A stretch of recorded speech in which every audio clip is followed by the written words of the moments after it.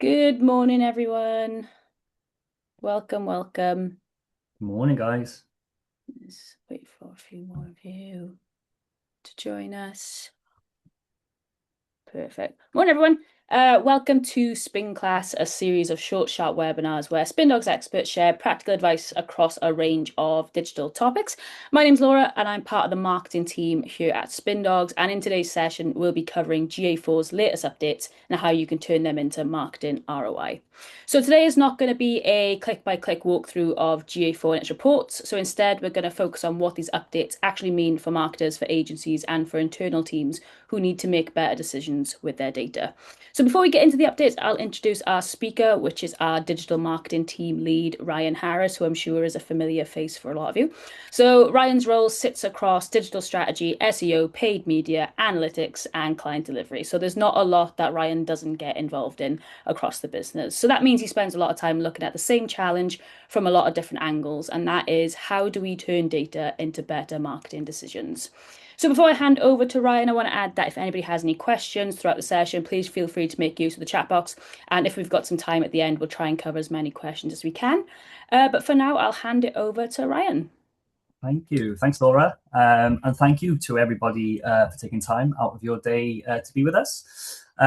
Just want to reiterate kind of what Laura has already mentioned, that this won't be a kind of a demo or walkthrough of GA4 and the reports and the updates.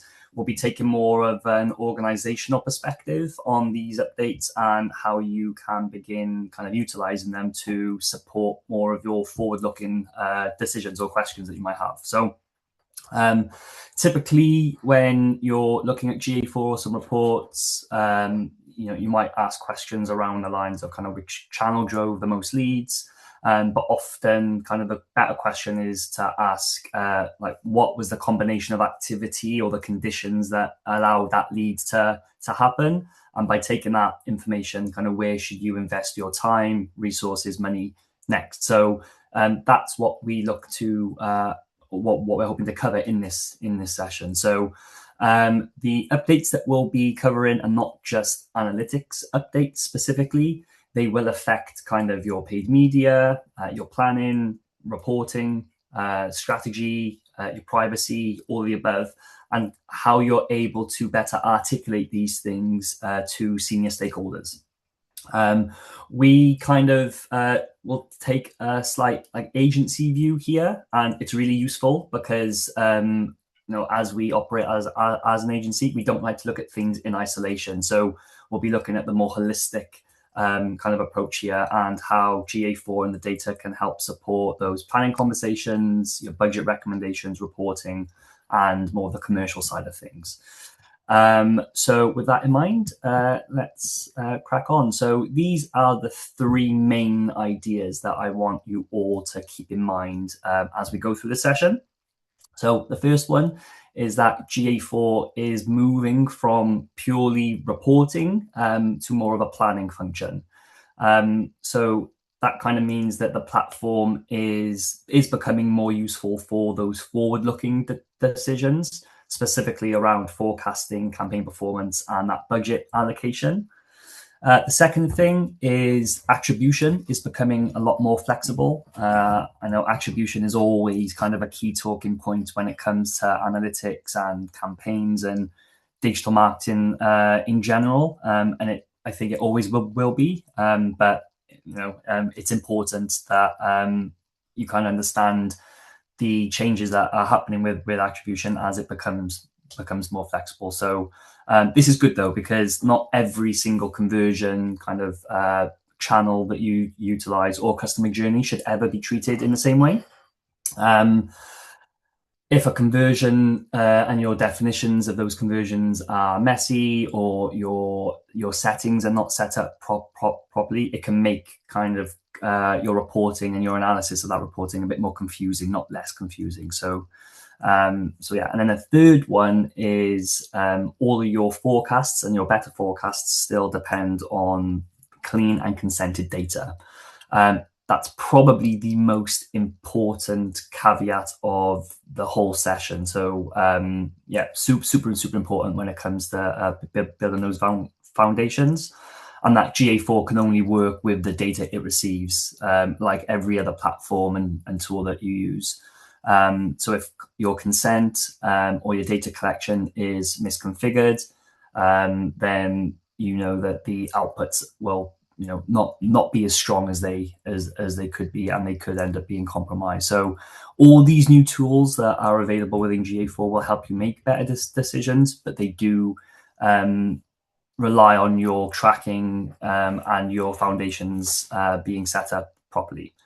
All of these things will not kind of hide any bad data. It will often amplify it. So it's just super, super important that like I said, those foundations are set up. So today we'll focus on kind of what these updates do, but what you guys need to do with them. So here's kind of the structure of today's session. First, we'll look at the strategic shift in GA4. This is more of the big picture change from what happened kind of reporting to what should we do next. The second thing, we'll be looking at budget planning and attribution.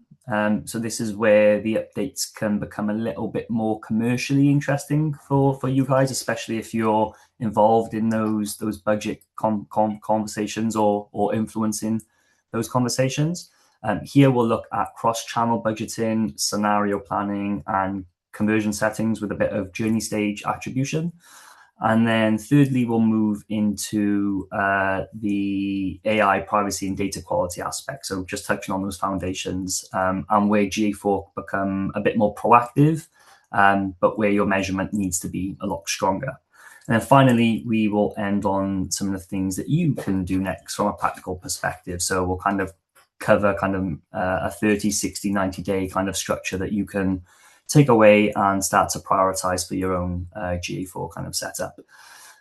So today, the goal for me is not to kind of confuse you and want you to kind of memorize everything. It's to hopefully give you a cleaner, sharper view of these updates, why they matter, and then what you can go and prioritize. So as we do go through the session and the slides, I'd love for you all to kind of think about your own GA4 setups and your analytics setups. What are you mainly using it for? Are you using it purely for reporting, or are you already using it to support those planning and budget decisions? So we will start with the strategic shift. So this slide here is kind of the main idea behind the entire session. For a long time, up until now, analytics has mainly been used to answer the question, what happened?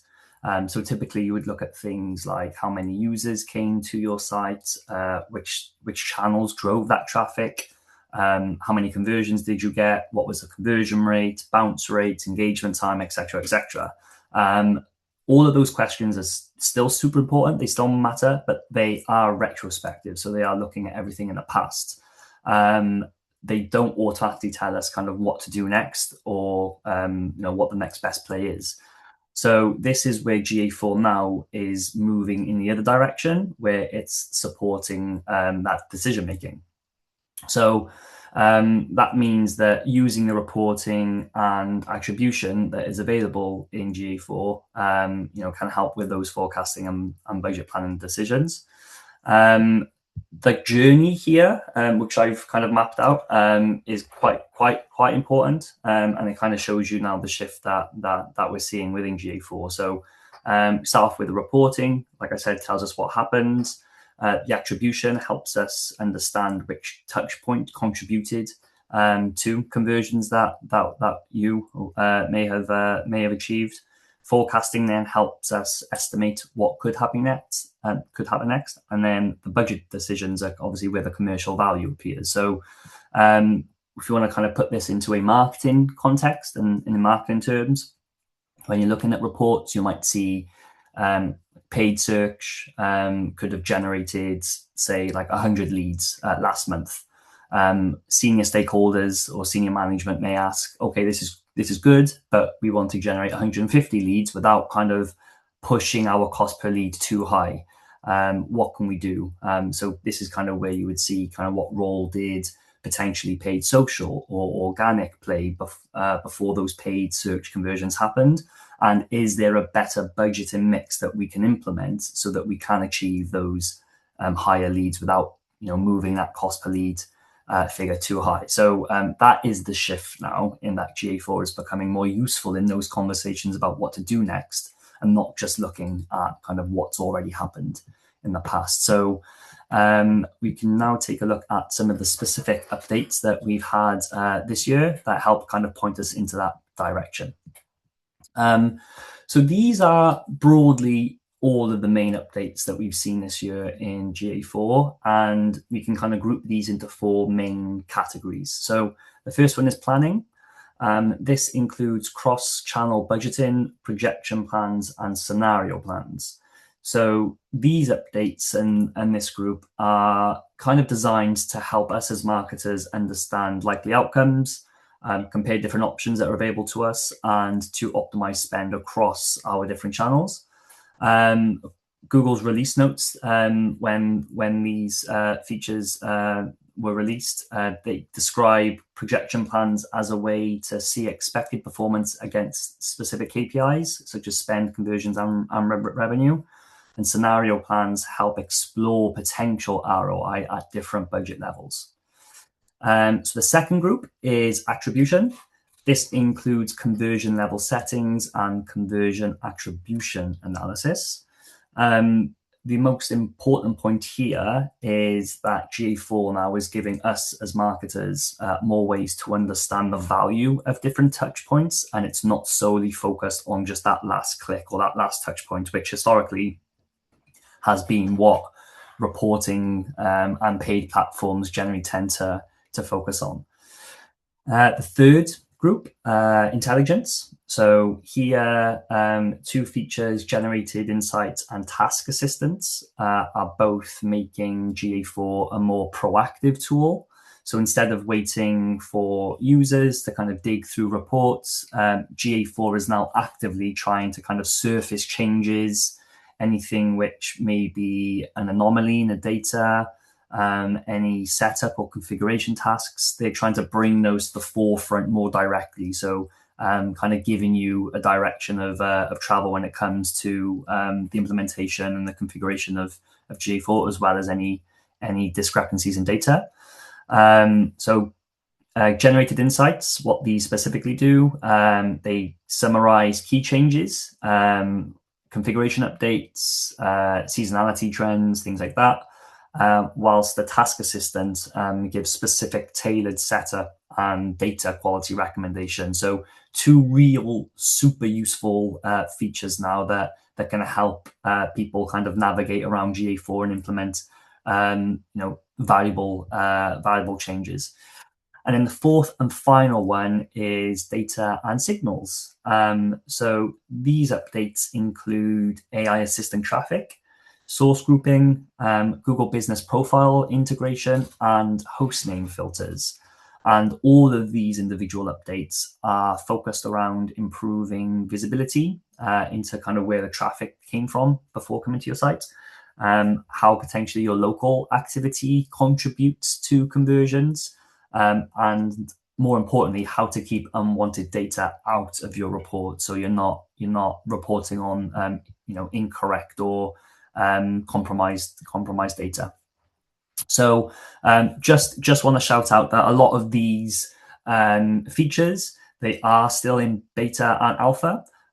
So they may not be 100% available to every single property as of yet. They are rolling out over time. So kind of treat this slide as more of a roadmap rather than a prioritization guide. And yeah, just check your GA4 account and hopefully you'll see a bunch of these in there. But yeah, what we're going to do is kind of look at these individual groups of updates more closely. So we'll start with planning.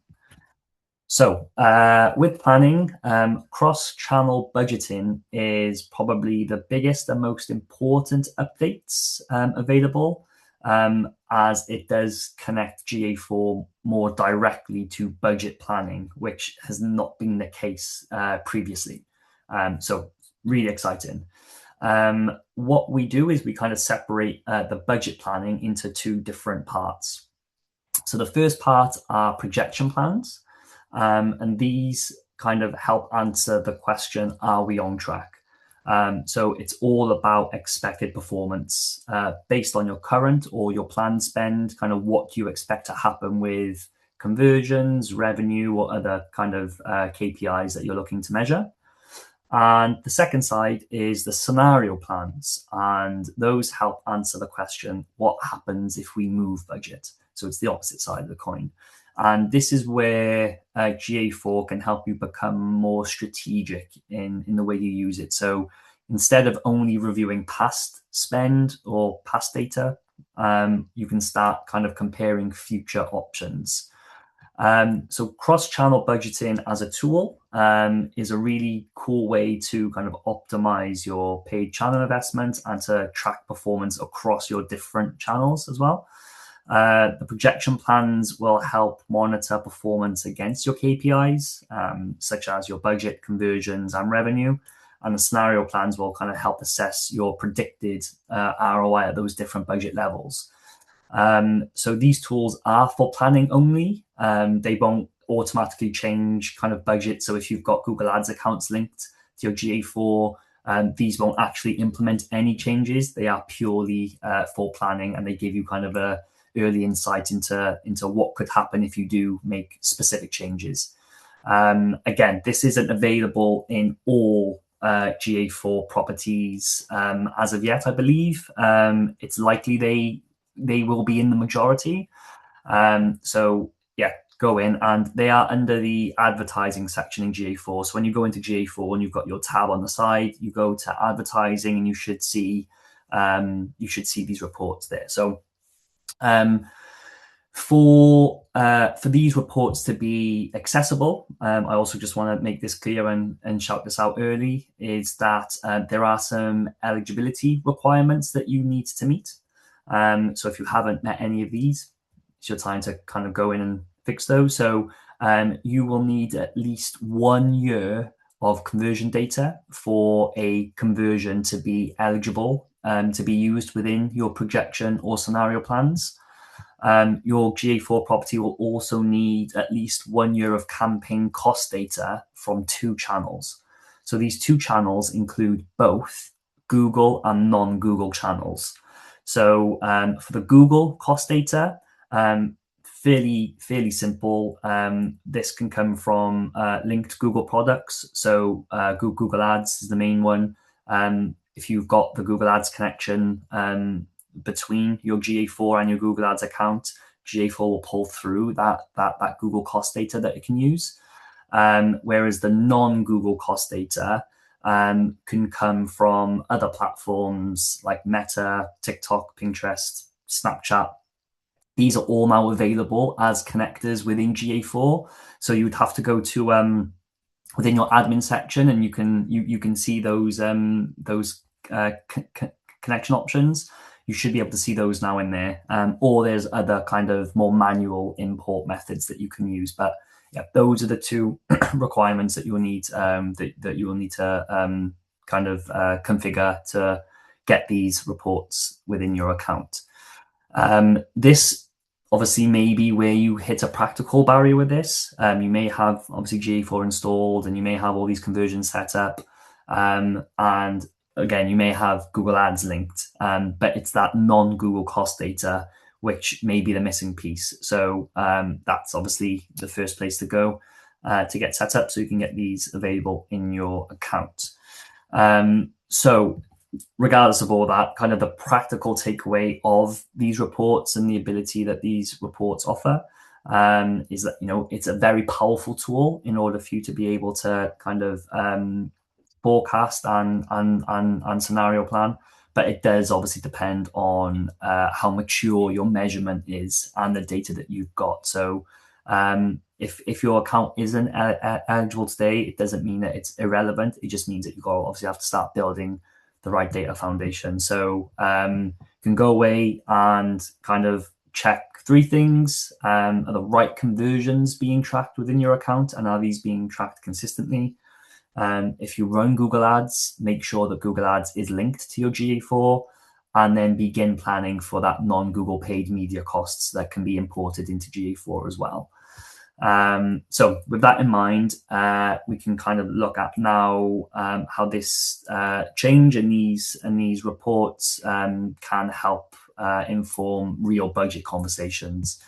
So we are going to use a quick example here. We'll take like a 30K example. And this kind of show you how the cross-channel budgeting report can feel a bit more concrete. So let's say we have a current marketing mix of £120,000, and that's been spread across various channels: organic, paid social, paid search, etc. And now you have an additional 30,000 to spend. And obviously the question is always, where should that money go? So broadly, you have three main options when it comes to the new reporting in GA4.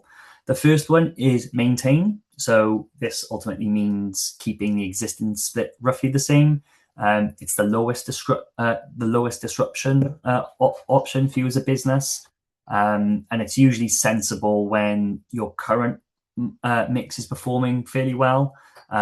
You as an organization want predictability, and there's not enough confidence internally or with the structure to kind of make those bigger shifts. So that's the first one, is to maintain.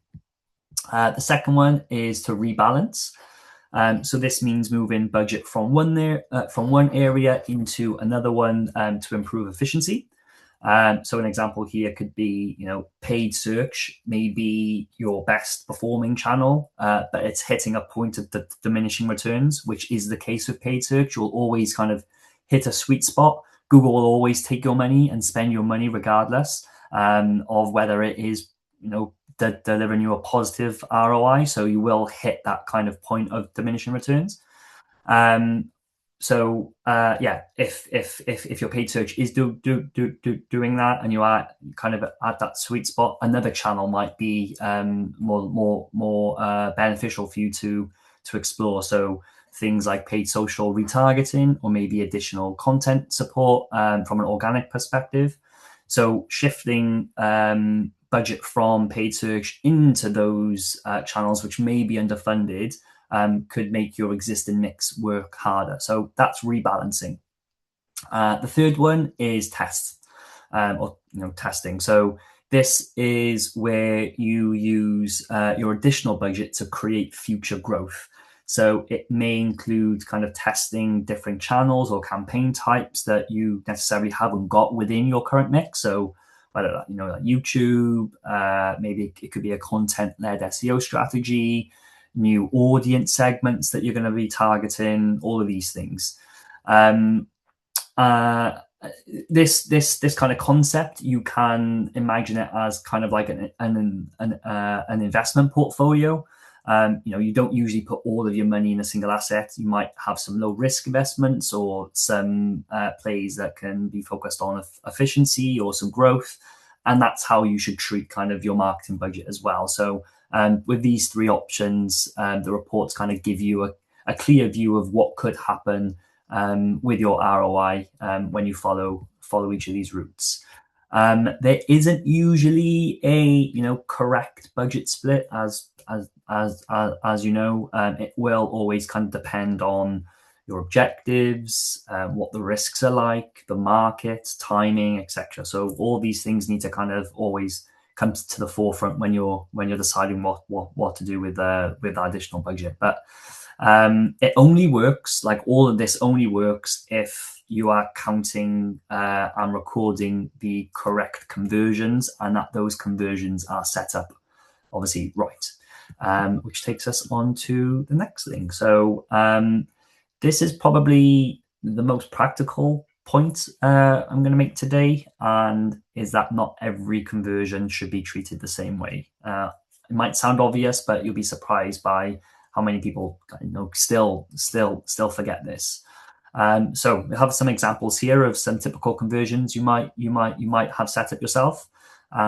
Lead forms and lead form submissions. Typically, these are a primary revenue signal for organizations, or leads specifically. Phone calls, another one, often a high intent conversion because somebody has physically picked up the phone and they have that high intention to speak to you. And then a newsletter sign up or email sign up also might be super valuable, but is often kind of a supporting conversion rather than something that is business critical. So the risk that we have is that all of these things are treated exactly the same. And if they are, then your reporting and more importantly, your bidding signals can be distorted. So with these updates now, GA4 allows the conversion attribution settings to be adjusted independently for every single conversion, which helps align kind of Google Ads bidding, like I just mentioned, reduce those reporting discrepancies, and they give you, especially as an advertiser, if you are using Google Ads, kind of more confidence in where your ad spend should be placed. So this specific feature or I guess ability to amend each conversion value has been something that's been available within Google Ads for quite a while, where you're able to give each conversion its own separate value. And now it's kind of been pulled into GA4 as well, so that reporting can be a bit more accurate to conversions and how they align with your business. So a couple of examples here of this. So for lead generation, if you're a building society, for example, an inquiry, a submitted inquiry form would be a primary conversion. A phone call that lasts 60 seconds or more, also really high value. And a guide download might kind of indicate some early interest, but obviously it shouldn't carry the same weight as the phone call or a lead form. And for e-commerce, a completed purchase is always the main core conversion. An add to basket event may be, a very useful intent signal. And again, an email sign up could be useful for things like remarketing in the future. But again, all of these things shouldn't be treated as equal in terms of the commercial outcomes for you as an organization. They should be weighted. So this is where kind of analytics and business strategy or business kind of preferences kind of meet. GA4 now lets you configure these different settings at different levels. It doesn't obviously decide what your commercial priority should be. So for you to determine what level of conversion is higher than the other, some of them may be fairly obvious, but also not. So this is where marketing, sales, leadership, and sometimes finance come together to kind of agree what are the kind of priority conversions over maybe some of the non-priority conversions. So before you go in and kind of change all your settings and kind of look at all your events, some things that you can think about: which conversions represent the most revenue or value for you as a business? Which ones represent high intent leads or high intent outcomes? Which conversions are useful for kind of those engagement signals? Which ones do you want to influence bidding? So if you are running Google Ads, like which ones should the algorithm use as a signal to optimize your bidding? And then which ones would you kind of have in kind of a supporting role, which are nice to know, but they're not typically business critical. So once you know all of this and which conversions matter, the kind of next question that you will ask is how the different channels contribute to them kind of across the full journey. So that's where we'll look at next. So this slide now, we're kind of looking at that user journey from the very kind of first touch point all the way to the final touch point. And like I've mentioned already, we are now in a place where GA4 as a reporting tool is moving beyond that final click. Last click reporting, super simple and really familiar. It's something that we as marketers have been used to using for the longest time. it gives all of the credit to that absolute last channel or touch point before the conversion, which is, like I said, really, really simple. But the problem, quite obviously, is that it undervalues all of the touch points and the interactions before that final conversion. It undervalues all of those channels that creates the demand, and overvalues the channels that kind of capture that last demand or close that demand. So here, what we have are the 3 different stages of awareness. So we've got the early touch points.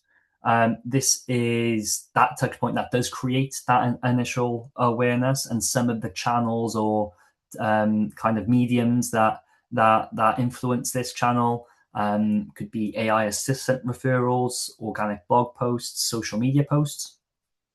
We then have the mid-stage touch points, which are focused on building trust between you and users. So this could be email, remarketing, case studies, comparison content, things like that.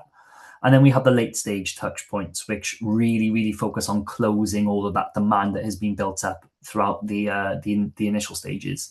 Often this is branded search, direct traffic, paid search, or potentially kind of final remarketing clicks, if you're running those remarketing campaigns. So with Google and GA4's new conversion attribution analysis report, what that is designed to do now is to show you how these touch points contribute across the full journey. So we've got 2 kind of views available within this report now. The first report is, or the first view, sorry, is assisted conversions. So this shows the earlier touch points that were not in that final click. So a much more holistic view, and how those earlier touch points assisted with that final conversion. So the name kind of says it all. And then you've got the it's called refined funnel analysis. So this groups all of these touch points into early, mid, late, and kind of separates the single touch point paths from potentially the multi touch point journeys. Again, sick of saying touch point now. But yeah, those are the 2 views that we have available, and kind of what they do.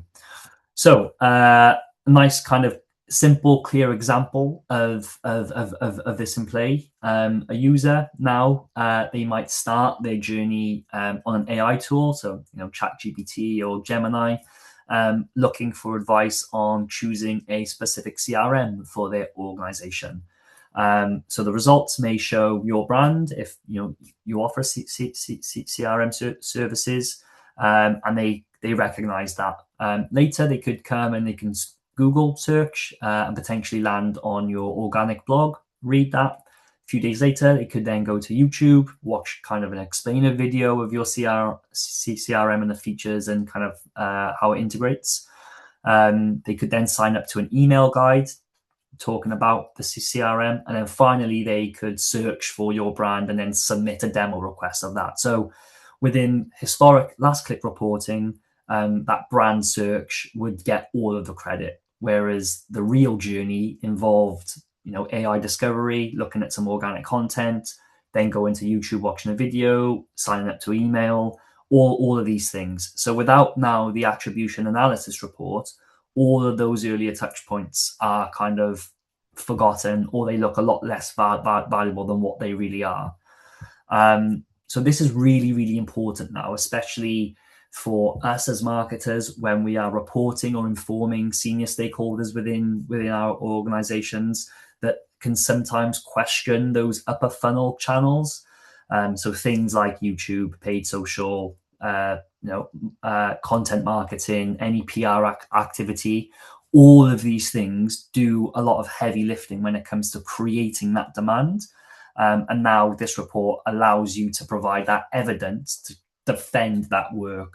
So you're able to showcase the value of that work, and sometimes those budgeting decisions that goes into that work can result in. So you can kind of see the whole journey now, and we try to move away from just looking at that last click. So GA4, because of this, is becoming a lot more proactive in kind of explaining what changed and kind of where that traffic come from, which leads us nicely into the next group of intelligence. So what we're looking at here on this slide are a few more of these updates that really bring about visibility of data and explanation of the data. So the first, generated insights. So these now appear on your GA4 homepage, and what they do is they summarize some of the top data changes since your last visit.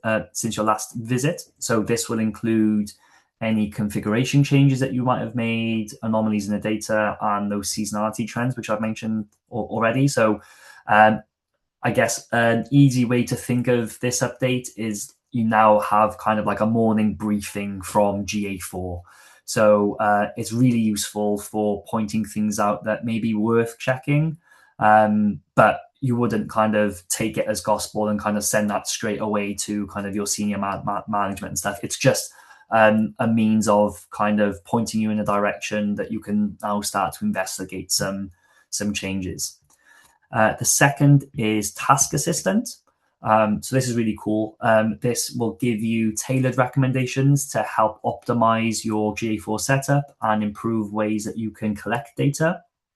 So things such as like connecting the different accounts. So if you haven't connected your GA4 to Google Ads, that recommendation would appear within Task Assistant to tell you to do so. There's ways of how you can enhance your existing reporting or potentially amend any issues with your data collection.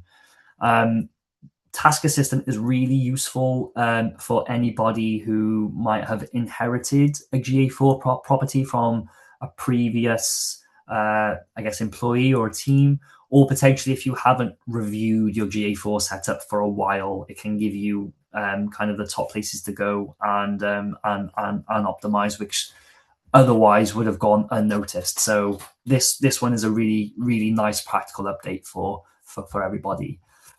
The third is AI assistant traffic, which again is cool. So GA4 now provides a dedicated way to measure traffic that is coming from these recognized AI assistants. So now when you look at your reports, you will see AI assistants as a medium, as a channel group, and as a campaign value. Whenever the referrer of that traffic is an AI assistant. So Gemini, Claude, ChatGPT, all these other things. And this is really important because we know that AI discovery is becoming more major part of the user journey, whereas before it obviously wasn't.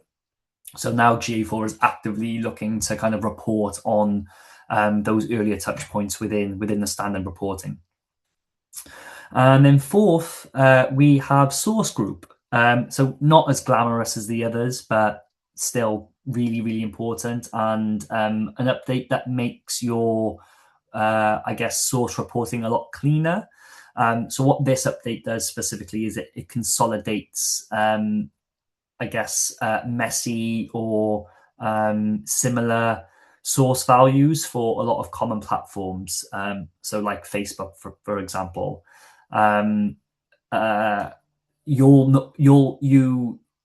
you're in GA4 and you're looking at all the reporting, you would have seen this hundreds of times. So we'll take Facebook as the example.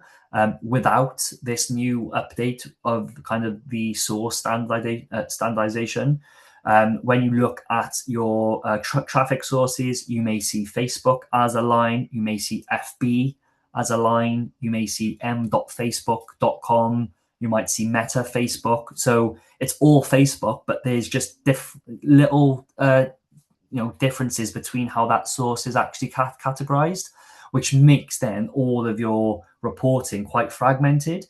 So what this does now is it groups those sources into a single source of Facebook. So it's a lot cleaner, a lot easier for you.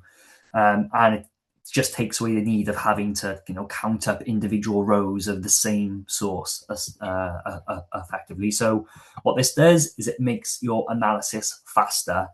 Doesn't automate anything, but it does make your analysis for all of your data a lot faster. And the key thing here is to kind of treat these things as prompts for you to then go and investigate things, and not as those final solid answers.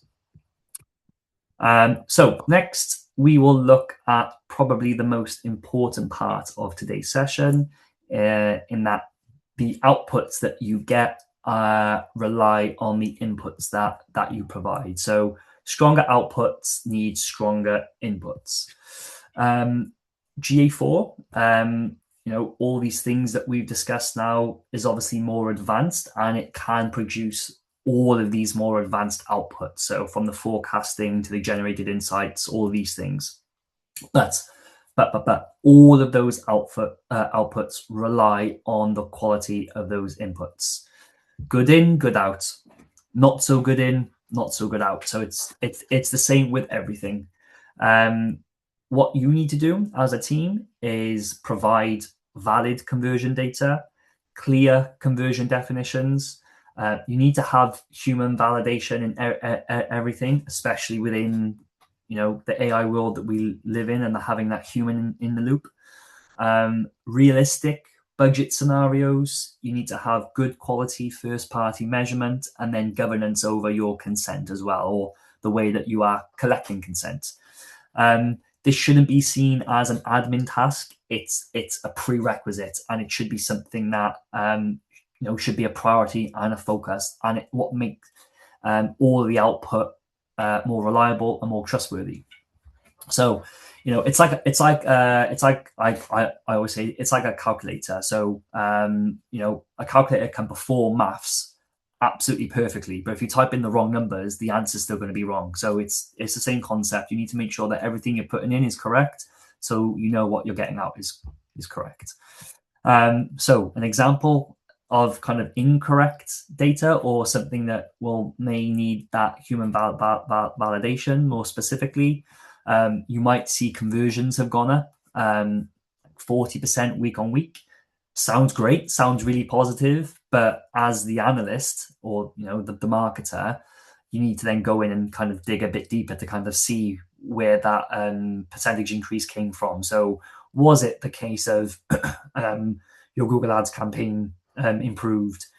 Was it the case that potentially form submissions are being double counted and firing twice as a result of maybe a development change on the website?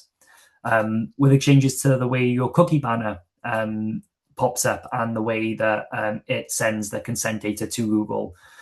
Was it related to UTMs? All of these things prove and provide why human validation is super, super critical. So before you kind of trust a recommendation from GA4, all results, you should always be asking yourself, is the conversion real? Is it a true conversion?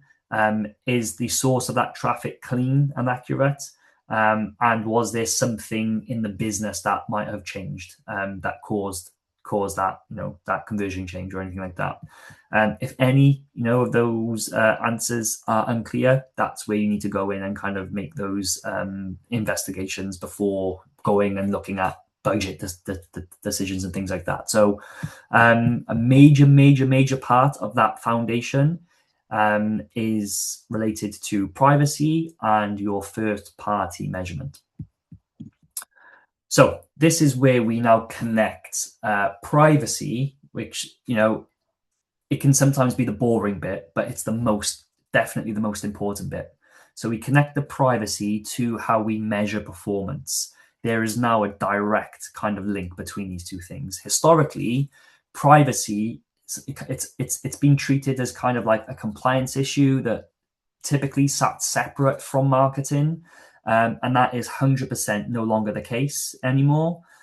Consent, first-party data collection, identity signals, all of these things now have a major direct impact on the quality of your measurement, of attribution, and then ultimately your optimization and how you improve. So we try to emphasize this within the webinar overview to try and make a very clear point of this. While all these AI and forecasting tools, sound really cool and they're pushing GA4 into a new kind of space, accurate and trustworthy data still depends on clean conversion setups, privacy first measurement, and then user provided data. So there's two concepts here that I've put on the slides. User provided data, you might see this as UPD in some areas, and user ID. These are two terms that are quite important to the data collection. So user provided data is a way to send consented first party data straight to analytics, where it can be used to support things like enhanced conversions. These are more robust conversions. Often you'll see these within Google Ads, for example, conversion measurement and attribution. So user provided data that you're able to collect that improves all of your conversion and your measurement. User ID is slightly different. User ID is a way to associate your own identifiers as a business with individual users, so that you can start to connect the user behavior across different sessions or devices. So an example of this would be logged in users. If you've got like a customer portal and you have individual signed up users, you can assign them with a user ID, so that when that user logs into your customer portal across desktop or mobile, you're able to identify them as the same user across those different devices instead of two separate ones. And then we have consent mode V2, which is so important. I can't stress enough, because what consent mode does is it communicates users' consent choices directly to Google and your tags. And what your tags will do is it will adjust their behavior based on what those choices are. So it's a requirement now that your analytics and your marketing tags only fire obviously when that consent is given, and this directly relates to consent mode as well. So it's not just having a cookie banner on your website. That's not consent mode. It's how your cookie banner and the system that interacts with the banner in relation to GA4 and Google Ads and all these other platforms that you use as well. So it's a much more kind of living organism now, as opposed to just having a pop-up. So an example of this whole concept, like I've mentioned briefly, a user might visit your site on mobile, then come back later on desktop. They might submit a form after clicking an ad.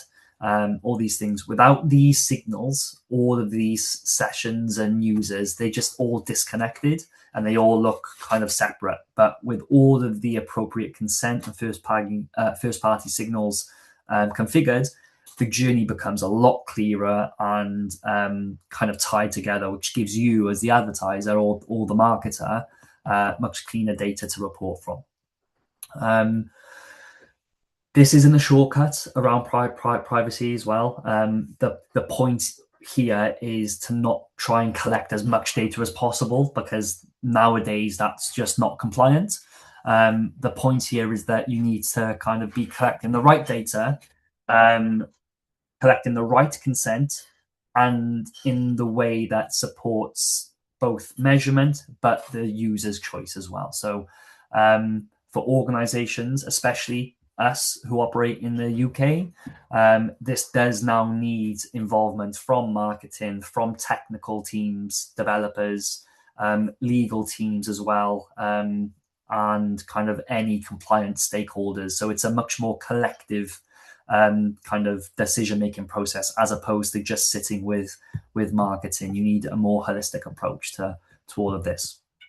So before we start forecasting, we need to ensure that the foundations that we set up are fit for purpose. So this is going to probably be the most, I guess, operational bit of the presentation here. Before we can go into forecasts using all these AI generated insights, we need to ensure that our foundations are solid, something I've mentioned already. So What we like to do is kind of split these into 3 different areas. So the first, we have business, tracking, and then governance. So the business layer is all about agreeing kind of what success means for you as an organization. So agreed KPIs, primary and secondary conversions, revenue or lead values. Without any of this, GA4 might track actions correctly, but the reporting and the data that you look at will still not really answer those commercial questions about what's like generating the most value. So super important you get that business layer decided first. Next then is the tracking layer. So this is about the technical setup and ensuring that the technical setup does capture the behavior accurately and in a compliant way. So this will look at the key events that you set up, the forms that you are tracking, the links between your other platforms such as Google Ads, potentially cross-domain journeys as well, especially if you're an e-commerce client and you might have kind of payment gateways that send users to different domains and back to your site. So making sure everything is clean in the way that it's set up. And then the third layer is the governance layer. So this is all about 2 things: consistency and quality. And this is going to cover things like your CMP, your cookie management platform, your consent signals, your UTMs, and making sure that they're consistent and standardized across all the things that you're doing. Source grouping and hostname filters. So I mentioned hostname filters at the start. These are one of the new updates available within GA4 as well, and are super useful, especially when it comes to kind of data quality. So what hostname filters do is they will exclude any events based on a particular hostname. So a hostname is just your main domain. So like it'll be Spin Dogs, for example. And what that does is by excluding events based on host names that are not relevant, you will kind of separate data that comes from those unapproved domains and will not kind of distort or muddy any of your analysis.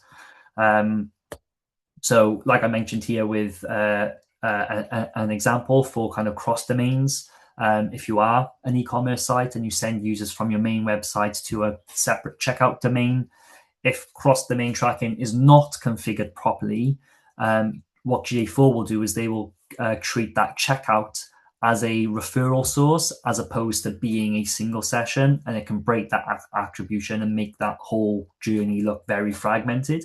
So very important to make sure that that cross-domain tracking is set up so it's treated as a single journey. And then UTMs as well. This is a common thing that is usually overlooked if you haven't got a standardized approach to UTMs and how you apply them. So one campaign might use the UTM source as Facebook, another one might use the UTM source as FB, another one could use Meta. So you've got 3 different sources there on a UTM. So before source group, like and that source group feature, this could make the reporting really messy. But even with the source group feature now, kind of having a disciplined UTM standard is really important. So just 2 kind of examples there that you can think about. So what do you as a marketer or as an organization need to do kind of do next to make sure that you're getting the best use out of all of these things? So this kind of slide provides you with somewhat of a simple action plan or takeaway. So often the mistake that people try to make is to try and fix everything all at once. That creates a lot of complexity and confusion sometimes. So the best thing to do is kind of split these into three phases. So auditing, fixing, and then activating. So in your first 30 days, what you can do is kind of look at your KPIs and your conversions, ensure that these are still aligned with your current business objectives and what you're aiming to achieve. You can review your consent setup, making sure that your CMP and your consent signals are collecting and being sent in the right way. double check your Google Ads links. If you've got Google Ads set up, make sure that it's linked to your GA4. Look at your sources of data and how your campaigns are being tagged. And here, what you want to do is kind of find the biggest risks to kind of what can affect your reporting, and then ultimately the confidence that you have in the data. So the first 30 days, those are the things that you need to be looking at. The next then, in 60 days, is where you kind of fix those issues that you've identified. So you could start by removing duplicate events that you've got set up. If you've got broken forms on your website, ensuring that those are fixed. Implement a standardized UTM structure across all your campaign, and then kind of help reduce those gaps in your reporting work. This is the dirty work, but it's what will provide you with the most benefit afterwards, and it makes the planning and the tools that we've talked about with the budget forecasting and scenario planning much more reliable and useful. And then in the 90 days, you kind of move towards the more advanced functionality. So this is where you can start looking at your budget planning, your attribution analysis, your AI assistant reporting, all of these things. And at this point, you're not just looking at these features, you're kind of on top of them, and you're using them to get a more accurate and valuable kind of output at the end. So those are kind of the practical ways that you can go and implement all of these now. So just to summarize, 3 main things that I would like everybody to take away. First is that GA4 is becoming that planning layer. The most valuable kind of uses of GA4 is obviously not reporting on what happened. It is about helping you make better decisions about where to invest, what to test, and ultimately how you can explain ROI to your senior stakeholders. Second, attribution now shows more of the customer journey. Last click is super simple. Like we said, it often gives an incomplete picture of the whole journey. So these new and updated attribution tools can help you as a marketer better understand how those early, mid, and late stage touch points kind of all contribute to the final conversion, especially where the upper funnel activity creates that demand before different or late touch point channels kind of capture it and close it. And then thirdly, that all of these AI features that are now available, they do make the analysis faster, but not automatically correct. So the generated insights, the task assistant, the AI related reporting, all of these things now do save us a lot of time, and they can surface useful kind of patterns, but you still need to go in and validate and just be that human in the loop to make sure that the commercial context is there and that the data is clean. So the real kind of opportunity is not kind of using all of these new features and going to town with them.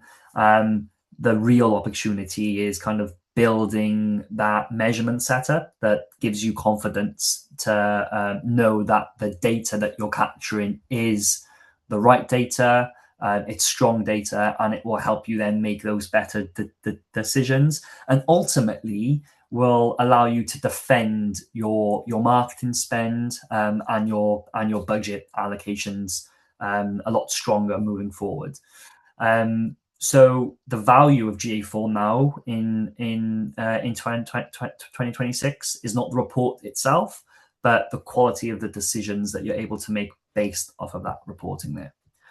And that's it. Thank you very much, guys. It's been a pleasure.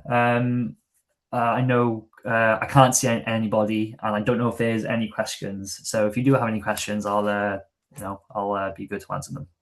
Thank you for that, Ray.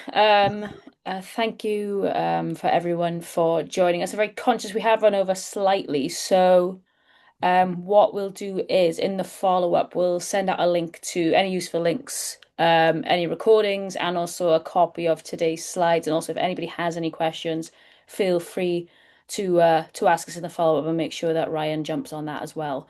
Cool. We'll also be sending out a short survey. We're currently shaping the next round of our Spin Class webinars, so we'd really appreciate you taking a couple of minutes to tell us what topics you'd be interested in hearing from us and from the team. So thank you again for joining us, and thank you again to Ryan for going through that. It was really You. informative, and you covered a lot there, so that was really good Hmm. stuff, Ray. Hope to see you guys at another spin class, and like I said, any questions, feel free to get in touch with your account manager or with Ryan or myself. So thank you very much for joining us. Thanks, guys. See you soon. Bye bye. Bye bye.